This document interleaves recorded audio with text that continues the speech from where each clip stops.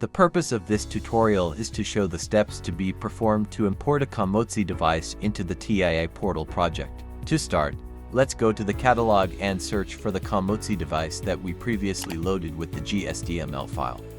In the box, write the name of the series and the position in the catalog will automatically appear. Drag the device from the catalog and drop it into the project. Now connect the PLC to the device as shown in the video.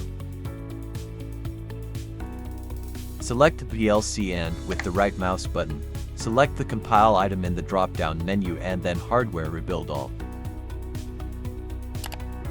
Wait a few seconds for the configuration to be completed. Then, select the PLC and, with the right button, select from the drop-down menu the item download to device, then hardware and software.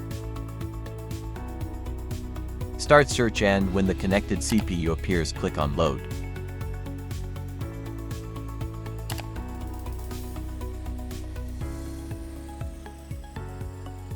After checking the software, click the load button.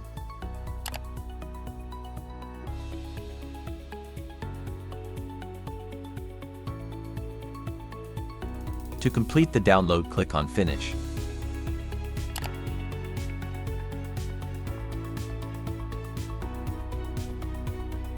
By clicking Go Online, the devices start communicating with the PLC and bus fault LED goes off.